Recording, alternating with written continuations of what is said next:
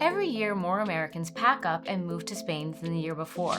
In 2024, Spain passed France and Germany to become the #1 destination in the European Union for Americans relocating to Europe, with 15,638 new residency permits issued in a single year. Some come from the weather and the slower pace, some for the universal healthcare or the lower cost of living. Some are retiring in the sun, and a growing number are working remotely as digital nomads. But here's what almost all of them run into. Most Americans who struggle to move to Spain are not turned down at the consulate.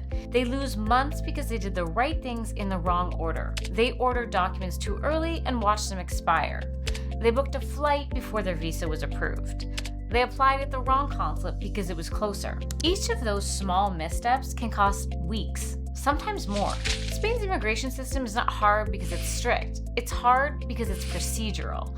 Every step depends on the one before it, and the correct sequence only comes together once you dig in and piece it out for yourself. So that's what this video is. The real timeline, the real costs, the visa that fits your situation, and the order to do everything in so you don't lose half a year to paperwork. At US Language Services, we handle the document side of this process every day. We prepare the sworn translations that Spanish consulates require for people moving from the US for all kinds of reasons, and quite possibly the same ones you have. So we see where the process breaks down. The documents that come back rejected, the certificates that aged out before the appointment, the applications that stalled because one piece arrived out of order. This video is built from that, not theory. What actually happens to people moving to Spain. Before anything else, you need the right visa. Choosing wrong here is one of the most expensive mistakes you can make because it can mean restarting the entire process. The good news is that picking the right one is simpler than it looks. It comes down to a single question: how are you going to support yourself in Spain? Let's walk through it. If your money comes from outside Spain and you will not be working at all, living on savings, a pension, or passive income, you want the non-working, non-lucrative visa. This is the classic choice for retirees. If your money comes from outside Spain, but you will keep working remotely for a foreign employer or foreign clients, you want the digital nomad visa. If you're going to earn income inside Spain by running your own business or offering professional services there, opening a shop, a restaurant, a studio, that's the self-employed work visa.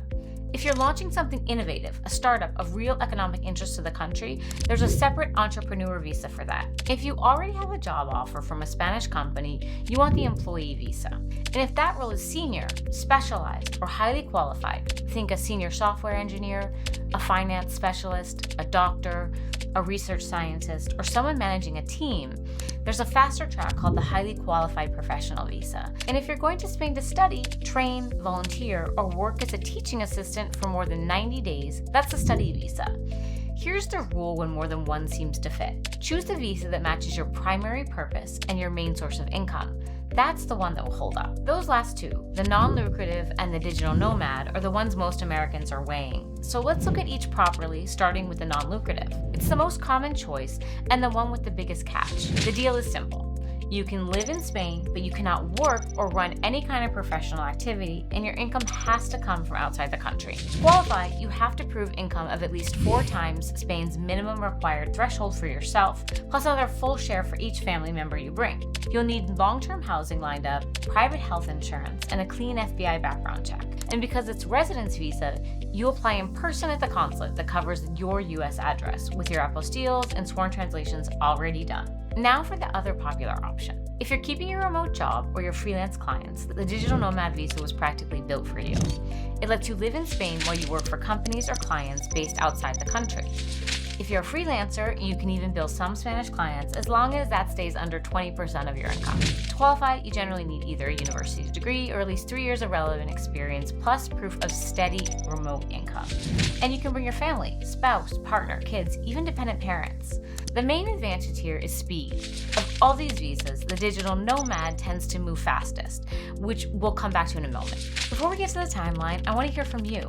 Which visa are you going for, and what worries you most about the move? Drop your answer in the comments. It might be exactly what someone facing the same decision needs to read. This is the section that matters most, because this is where almost everyone underestimates the move. You've probably seen the official processing time: 10 days for the digital nomad visa, 1 month for the employee or study visa, 3 months for the non-lucrative. Here's what those numbers leave out. They only describe how long the government takes to decide after you have handed in a complete application. They say nothing about everything you have to do before that. So let's talk about the real timeline. For most families, the honest answer is 10 months or more from your first planning step to the day you land. Picture it in 4 stages. Months 1 through 3, you research your visa and gather your documents: birth certificates, financial records, background checks. Months 4 through 6, you get those documents apostilled and then, and only then, sworn translated into Spanish. Months 7 through 9, you submit your application and wait for the consulate. Months 10 and beyond, approval, final arrangements, and the move itself. And here's the part that catches people. Each step depends on the one before it. You cannot submit until your documents are complete. You should not translate them until they are apostilled. You cannot book your move until you are approved. That order is everything. Get it wrong, and you're not just delayed, you're often redoing a step you thought was already behind you. That translation step deserves a closer look because it works differently than you might expect. In Spain, these are called traducciones juradas, and they're not the same as the certified translations you might be used to in the US. A sworn translation is an official document produced by a translator who is specifically accredited by Spain's Ministry of Foreign Affairs. That accreditation is what gives the translation full legal validity in Spain. You'll need sworn translations for documents like your FBI background check, your birth certificate, your marriage certificate if you're applying with a partner, and your academic records for work or student visas, which, as it happens, is exactly what we do. Now, here's the sequence that matters, and getting it wrong is one of the most common mistakes we see. First, you get the original document in the United States. Second, you have it apostilled by the right US authority, usually a Secretary of State.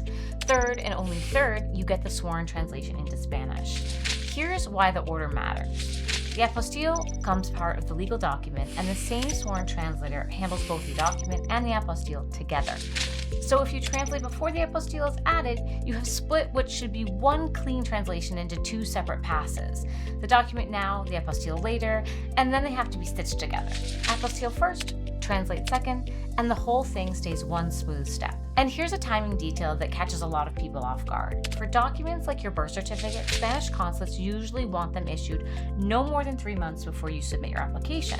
That changes everything about when you start. If you order your birth certificate too early, get it apostilled, get it translated, and then your appointment is still months away, the certificate can age out before you ever submit it, and you're back to the beginning. So the lesson is not just the right order, it's the right order at the right time. There's one more place people slip up before they even submit, and it sounds too simple to be a real problem, but people get it wrong constantly. You do not get to choose your consulate. Spain divides the US into specific zones, and you must apply at the one that covers your state, not the one that's closest or easiest to reach. There are 9 consulates that process visas. Let's run through them. Boston covers New England, New York covers the Mid-Atlantic, Washington, D.C. covers Maryland, Virginia, West Virginia, North Carolina, and the capital itself.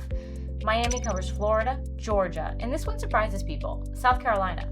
Chicago covers the Midwest, Houston covers Texas and the Gulf South, Los Angeles covers Southern California and the Southwest, San Francisco covers Northern California and the rest of the West, and San Juan covers Puerto Rico and the U.S. Virgin Islands.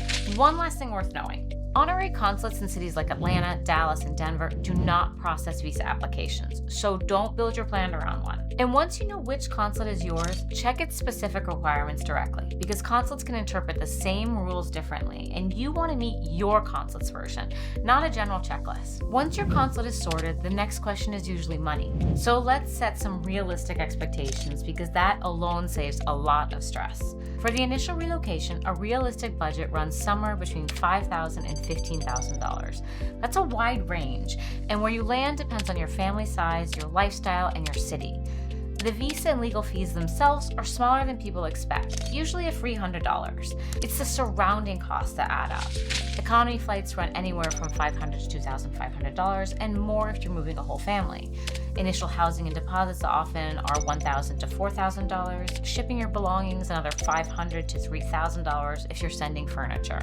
Then there's a private health insurance, which Spain requires roughly $300 to $1,200 a year. And budget for your first month of living expenses while everything settles. One more thing, and if you have a dog or cat, this one matters. Your pets are coming with you, and Spain has its own rules for bringing them in. The essentials are an EU-compliant microchip, and an up-to-date rabies vaccination, and an official health certificate signed off by your vet and the USDA before you fly. Here's the part that should sound familiar by now. The microchip has to be in place before the rabies shot, or the vaccination does not count and you have to start over. So the order matters for your pets just as much as it does for your paperwork. Loop your vet in early and check the USDA's pet travel site for the current requirements because they are specific and they do change. So that covers what it takes to get there. Now let's talk about what happens once you land, because the to-do list does not stop at the airport. Even with your visa approved, there are a few things you have to handle in Spain to make your residency official. First, your NIE. That is your foreigner identification number, and you'll need it for almost anything official or financial. For most people, it comes through once you arrive, though some apply for it earlier at a Spanish consulate. Then the TIE, your physical residence card. You apply in person, show your visa and passport, and you have your fingerprints taken. Next, empadronamiento. That is registering your home address at the local town hall, and you need it for healthcare, school registration, and even some banking. And finally, a Spanish bank account. One useful thing to know, many banks will open one just with your NIE before your residence card even arrives. A lot of people assume they have to wait. Often they don't. After all that paperwork, it's worth remembering what you're moving toward. For most people, a meaningful lower cost of living. Broad cost of living comparisons put overall expenses in Spain noticeably below the US, with rent often the biggest gap. Groceries tend to run lower, dining out is more affordable, public transit is cheap and generally usable, and healthcare between Spain's public system and private insurance costs a fraction of what many Americans are used to paying. The usual caveat applies. Madrid and Barcelona cost more than smaller cities, and your own number depends on how you live. But the overall direction is consistent. For a lot of essentials, Spain simply costs less. So the payoff is real. But to get there, you have to clear the process first. Before we wrap up, here's the short list of mistakes that cause the most delays. Almost none of them are about eligibility, they're about timing and order. Translating documents before getting them apostilled, using a translator who's not sworn and registered in Spain, underestimating how long appointments and processing really take, applying for visas that don't quite match your situation, booking flights or signing a long-term lease before your visa is approved, and delaying the post-arrival paperwork instead of starting it right away. Here's the reassuring part. Every one of these is avoidable. Get the sequence right, build a buffer time, and you sidestep nearly all of them. If you take away just one thing, let it be this. Moving to Spain from the US is achievable. It's not a question of luck or connections. It's a question of doing the right steps in the right order and giving yourself enough time. Choose a visa that matches how you will actually live, gather your documents, apostille them, then translate them. In that order, apply at your assigned consulate, and give the whole thing 10 months or more to breathe. Do that, and the process stops feeling like a maze and starts feeling like a checklist. One part of that checklist is something we can take off your plate. Every American moving to Spain needs sworn translations of their core documents: the background check, the birth certificate, the diplomas, done by a translator accredited by Spain's Ministry of Foreign Affairs, so the consulate accepts them without question. That's the kind of work we specialize in, and we would be glad to handle that part of your move whenever you're ready. We'll see you in the next one.